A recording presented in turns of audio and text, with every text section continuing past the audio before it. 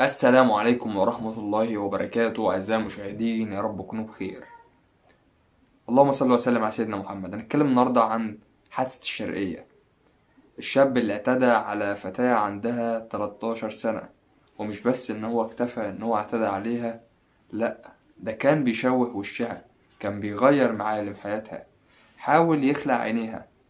البنت كانت شغالة، روحت البيت وأمها كانت بتكلمها، بتقولها تعالي يا بنتي واقلعي هدومك دي عشان اغسلها لك.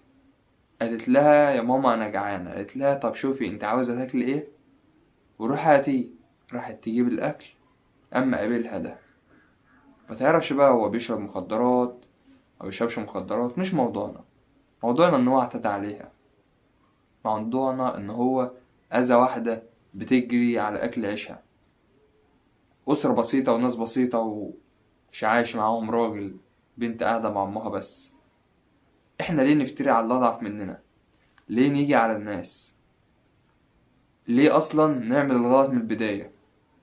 لو من اول حادثة حصلت في موضوع زي ده وكان خد فيها حكم كويس، محدش كان هيعملها تاني. بس هيتظبط، من ناحية هيتظبط فهو يتظبط. مش غلط يتحاسب، وكل واحد يغلط يتحاسب. والشيطان بقى يسرح بالناس ويخليهم يعملوا حاجات جديدة، حاجة أجدد فأجدد كده يعني، عشان ما يعيدوش يعني مصايب غيرهم، يبقى هو اللي اخترع المصيبة دي أول واحد. ربنا يعافينا ويعافيكم. الأمن والأمان معادش سهل، والستر معادش سهل، فربنا يستركم ويسترنا، وربنا يساعدكم ويساعدنا. ربنا يسترها علينا جميعا يا رب، وعلى أولادنا وعلى بناتنا. والسلام عليكم ورحمة الله وبركاته.